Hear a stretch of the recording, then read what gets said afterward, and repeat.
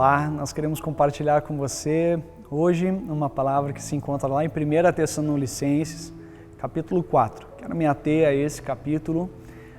Essa carta de Paulo, historiadores, teólogos falam que é uma das cartas mais antigas do apóstolo Paulo. Isso significa que algumas realidades que eles estavam experimentando era novidade. Uma das coisas que era uma expectativa muito grande naquela igreja que tinha surgido nesse primeiro século é que Jesus ia retornar em breve. Jesus estava logo voltando e eles viviam nessa iminência do reino, eles viviam nessa expectativa. Tanto é que algumas comunidades, até mesmo essa comunidade aqui de Tessalônica, viviam essa expectativa, que Paulo teve que até falar, olha, aquele que não trabalha também não coma, porque ele estava falando, olha, o pessoal estava vendendo, estava deixando de trabalhar, porque eles tinham essa esperança do Jesus que ia voltar logo, em breve, na sua geração. E aí eles estavam experimentando aqui nessa comunidade uma outra realidade bastante importante, que era os primeiros irmãos da igreja estavam falecendo. E aí a pergunta deles era, o que está acontecendo? O que vai acontecer com eles?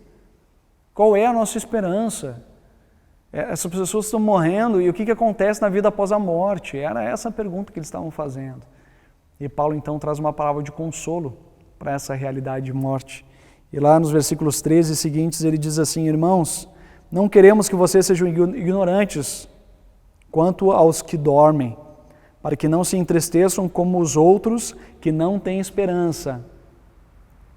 Se cremos que Jesus morreu e ressurgiu, cremos também que Deus trará, mediante Jesus e com ele, aqueles que nele dormiram.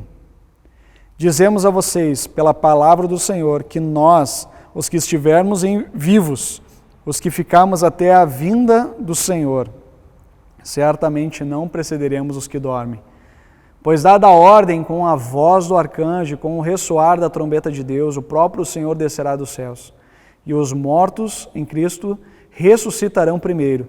Depois nós, os que estivermos vivos, seremos arrebatados com eles nas nuvens, para o encontro com o Senhor nos ares. E assim estaremos com o Senhor para sempre. Consolem-se uns aos outros com essas palavras. Ele está falando daqueles que haviam morrido e ele usa a expressão como os que dormem, e ele estava falando sobre aqueles que estavam vivos. Ele estava falando, olha, não vivam, importante essa palavra no início aqui, Paulo diz, olha, não vivam como pessoas ignorantes a respeito do assunto daqueles que dormem, daqueles que faleceram antes da gente. Como quem não tem esperança. E aí ele estava ensinando sobre essa esperança em Cristo Jesus. E ele estava dizendo, olha, assim como Cristo Jesus, ele enfrentou a morte. Jesus morreu, isso foi real, ele experimentou dor e ele morreu na cruz. Ele foi levado ao sepulcro, mas o sepulcro vazio está, porque ele vivo está. Ele venceu essa realidade da morte, aqueles que creem no Senhor Jesus também vencerão a morte. E por isso Paulo fala, olha, aqueles que dormiram em Cristo Jesus. Eu não sei se você já teve essa experiência, claro que teve, né? essa percepção de que você dorme e quando você se apercebe, você já acordou, já é de manhã cedo. Então algumas pessoas perguntam, mas pastor, quando alguém morre, ele já está no céu?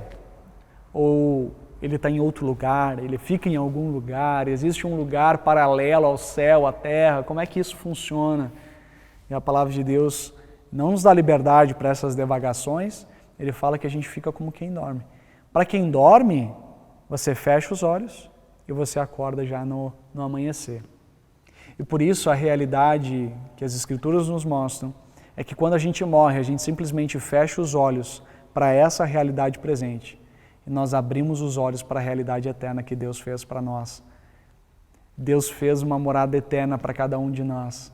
Por isso a gente não precisa temer a morte. Por isso a morte não precisa ser uma afronta a nós. A morte não é o fim, o sepulcro não é a última morada daquele que crê no Senhor Jesus, mas é somente o início do que Deus tem preparado para aqueles que o amam. Por isso eu quero animar você a não temer a morte. A morte ela gera sofrimento, ela gera ruptura daqueles que ficam com aqueles que vão, mas eu quero motivar você a essa firme esperança em Cristo Jesus. Não tema, porque Cristo venceu a morte e assim como Ele venceu, nós também venceremos, porque somos co-herdeiros com Cristo Jesus da vida eterna. Por isso, tão somente creia e tenha essa confiança na esperança eterna. E a palavra de Deus diz aqui, consolem uns aos outros com essa palavra, leve essa palavra, compartilhe essa palavra com mais pessoas, não tenha medo, porque Cristo venceu a morte e assim como Ele venceu, nós venceremos no final. Deus abençoe.